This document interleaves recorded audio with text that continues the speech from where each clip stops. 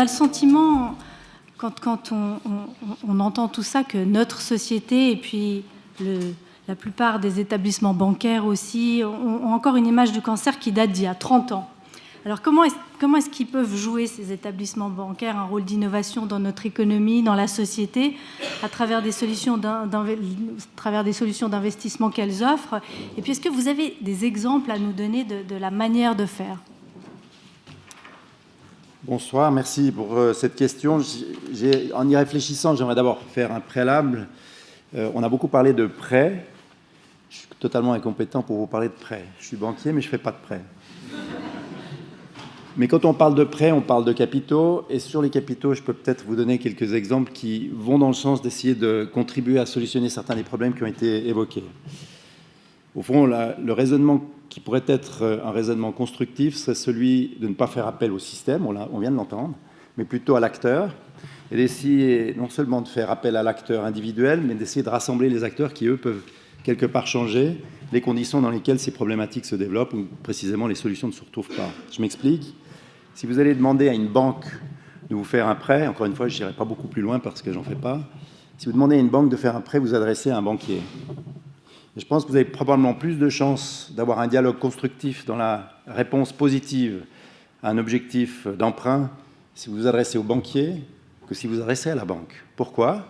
Parce que la banque ne peut pas faire des exceptions d'un cas, par exemple, lié à un cas de cancer, différent de ce qu'elle ferait pour un cas qui serait un cas de handicap, pour un cas de circonstances qui seraient des circonstances différentes, mais menant aux mêmes difficultés. Elle doit donc avoir un système, et la banque qui ne fait pas de prêt, elle a des raisons, probablement parfois discutables, mais enfin elle a des raisons ou des politiques qui font que ça sera difficile de faire des exceptions et de les multiplier. Par contre, le chef d'entreprise ou le banquier lui-même peut prendre des décisions qui sont fondées sur des informations qu'il interprétera en fonction peut-être de ses valeurs et de sa volonté peut-être d'agir en tant qu'entrepreneur, en tant qu'acteur économique. Ça, c'est la première remarque que je voulais faire.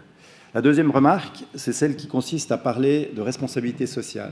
Personnellement, j'y suis assez sensible, mais je trouve que c'est parfois presque un peu dommage que de ne parler que de responsabilité sociale de l'employeur ou de l'entrepreneur. On devrait parler de responsabilité tout court.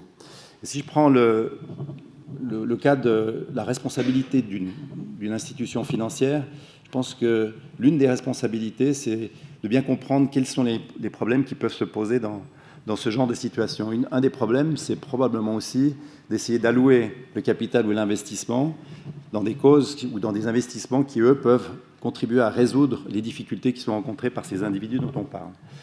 Et là, je peux vous donner deux exemples qui m'amèneront peut-être à faire un tout petit pas qui n'a pas encore été fait, mais qu'on pourrait imaginer dans le domaine du cancer ou du soin des cancers, des cancers en particulier, des patients souffrant de cancer.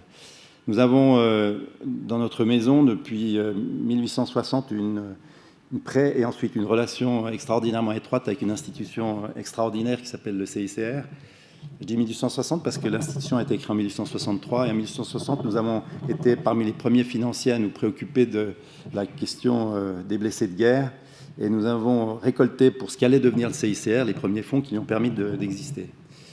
En 2017, nous avons réussi à créer un instrument qui se trouve être aujourd'hui le premier prêt humanitaire existant dans le monde.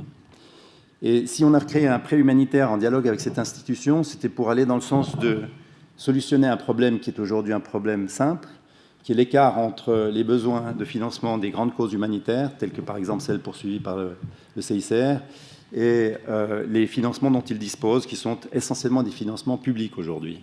Et donc d'essayer d'amener l'épargne privée, vous, moi, à vous intéresser, mais non seulement à vous intéresser, à agir. Donc multiplier les interlocuteurs, les acteurs qui peuvent agir à titre privé dans le cadre d'une institution internationale. Nous avons réussi à le faire à travers un travail assez complexe, législatif, réglementaire, etc. Mais nous avons réussi à le faire. À partir du moment où il a été fait, ce financement aura permis et permettra, d'ici 5 ans, de doubler la capacité de production, dans ce cas-là, de dispensaires fabriquant des prothèses dans des camps de réfugiés en Afrique. Ça voudra dire que la problématique de ces patients, entre guillemets, qui aujourd'hui sont des patients qui, s'ils ont quelque chance, viennent de temps en temps bénéficier des grands soins de nos spécialistes ici, à très forts frais pour la société, ça voudra dire donc que ces patients-là auront doublé leur capacité d'être soignés localement et peut-être de retrouver un emploi, de se réinsérer et peut-être d'être actifs dans la société plus facilement. Je pense que ça, c'est un exemple qui est un exemple assez intéressant parce que si aujourd'hui c'est un petit cas, pardonnez-moi de le dire, même si les montants sont importants, en zéro, c'est un petit cas. Rien n'empêche d'imaginer que dans 2 ou 3 ans, on puisse avoir, sur les marchés financiers dans le monde, des instruments financiers qui vous permettent beaucoup plus largement, et où que ce soit, d'aller dans le sens de résoudre ces problèmes de cette manière. Je fais le pas maintenant rapidement sur la santé, en vous disant que cette première expérience nous a amené cette année à réfléchir à la problématique de santé. Nous avons quand même 2 ou 3 choses qui se sont passées ces dernières années qui font que nous tous, y compris les banquiers, qui sont parfois un peu plus lents à comprendre, avons réalisé que les enjeux, non seulement des enjeux qui commencent à être bien reconnus, je pense à l'enjeu climatique, mais je pense aussi à l'enjeu de la santé, mais ils peuvent être aussi chiffrés. C'est-à-dire que si aujourd'hui, non seulement vous savez, par exemple, que 3 grandes maladies importantes, je pense au VIH, à la malaria, à la tuberculose, peuvent être peut-être éradiquées moyennant des frais ou des investissements très importants, et qu'en plus, vous savez combien il faudrait investir pour le faire, parce que les spécialistes qui s'occupent de ces questions vous le disent et vous l'accréditent de manière crédible.